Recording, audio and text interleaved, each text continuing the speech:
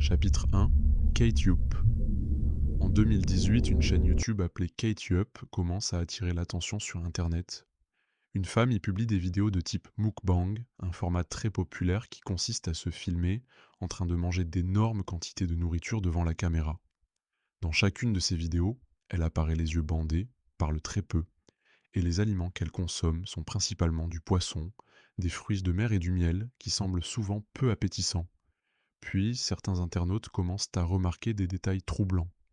Dans une vidéo, ses bras paraissent couverts de bleu. Dans cette même publication, des sous-titres apparaissent à l'écran, avec certaines lettres, mises en majuscules sans raison apparente. Lorsque les spectateurs les isolent, elles forment le mot SOS. Une théorie se répand alors rapidement. Kate Yup serait retenue captive et forcée à enregistrer ses vidéos. Un commentaire publié sous cette vidéo tente de démentir cette théorie, mais il provient du compte de Kate Yup lui-même. Encore plus étrange, le message parle d'elle à la troisième personne. Dans les vidéos suivantes, les repas sont de plus en plus dérangeants. À un moment, elle mange ce qui ressemble à des cerveaux d'animaux. Dans une autre vidéo, on la voit perdre une dent en mangeant. Et les internautes découvrent également le mot help, dissimulé de la même manière qu'auparavant. Des milliers de personnes tentent alors de découvrir son identité. Puis, en 2019, au moment même où l'affaire atteint son pic de popularité, Kate Yup disparaît complètement. Mais 3 ans plus tard, elle réapparaît soudainement. Même bandeau sur les yeux, même format, même atmosphère étrange. Et aujourd'hui encore, personne ne sait réellement ce qui se cache derrière les vidéos de Kate Yup. Chapitre 2. Nugumu. En 2016, une étrange chaîne YouTube a commencé à publier des vidéos totalement différentes de tout ce qu'on avait vu jusque-là. Son nom, Nugumu. La plupart des vidéos suivent le même schéma.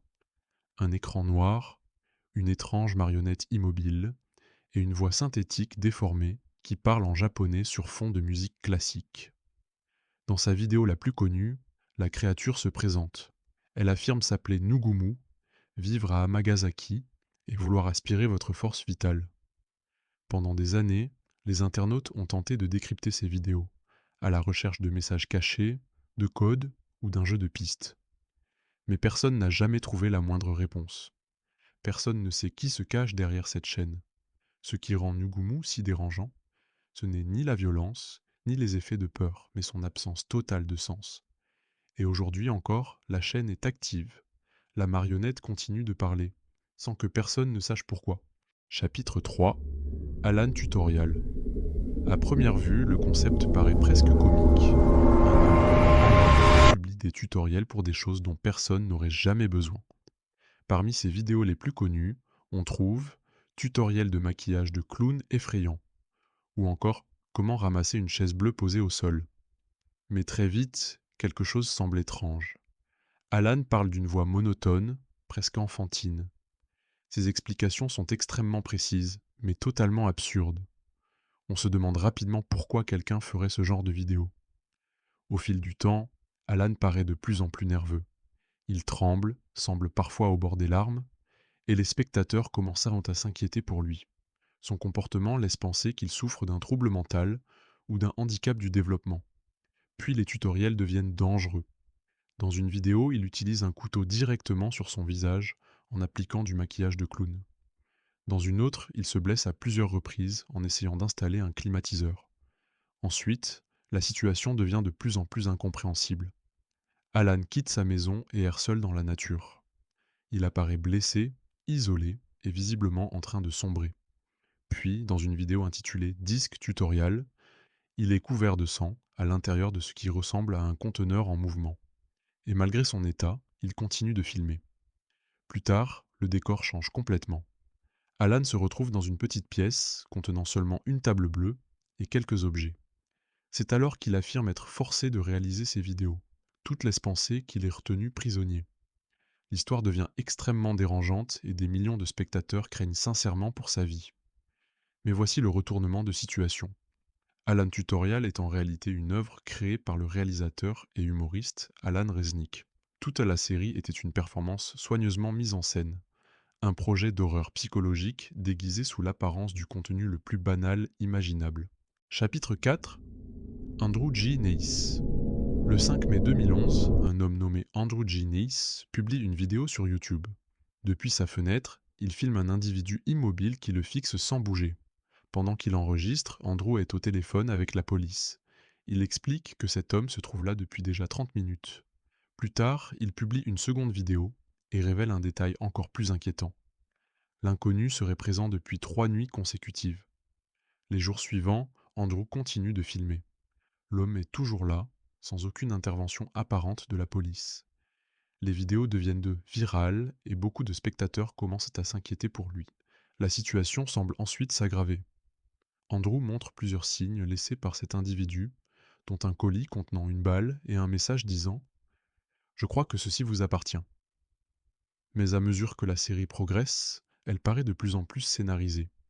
Finalement, Andrew révèle qu'il s'agissait d'une série d'horreur en publiant une bande-annonce sur sa chaîne. Cette révélation rassure les personnes inquiètes, mais déçoit ceux qui pensaient y suivre une histoire vraie. Chapitre 5. Bouge.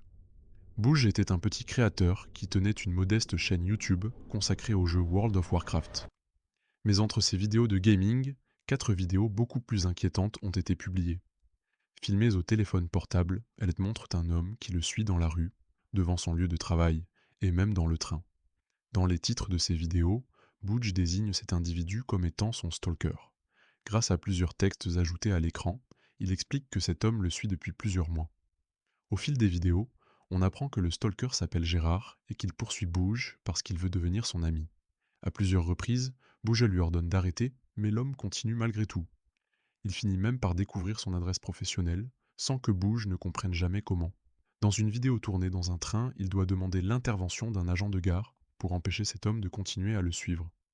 Plus tard, une mise à jour est ajoutée dans la description des vidéos. Butch explique qu'après l'intervention de la police, l'individu a finalement cessé de le suivre et semble avoir compris qu'ils n'étaient pas amis.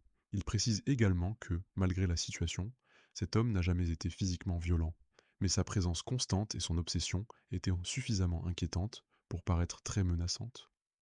Aujourd'hui, personne ne sait ce qu'il est devenu, mais il est tout à fait possible que son obsession se soit simplement reportée sur quelqu'un d'autre. Chapitre 6. L'animal de compagnie humain. En 2006, une chaîne YouTube appelée L'animal de compagnie humain publie sa première vidéo. Il est ici contre sa volonté. On y voit un homme allongé sur un lit, poignets et chevilles attachés. Une personne masquée s'approche, le détache, puis s'éloigne. Les vidéos suivantes montrent cet homme de plus en plus paniqué, enfermé dans une pièce vide. Dans l'une d'elles, intitulée « Mon animal doit manger ? Aidez-le », les spectateurs doivent répondre à une question qui semble décider de son destin.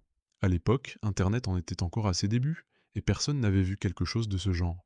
Beaucoup pensaient assister à une véritable séquestration, et croyaient pouvoir influencer ce qui allait se passer. Les vidéos ont continué, et les réponses du public semblaient réellement modifier l'histoire. Mais plus tard, on apprend qu'il s'agissait en réalité d'une fiction d'horreur interactive. L'animal de compagnie humain est aujourd'hui considéré comme l'un des tout premiers scénarios interactifs créés sur YouTube, et il a inspiré de nombreuses séries du même genre.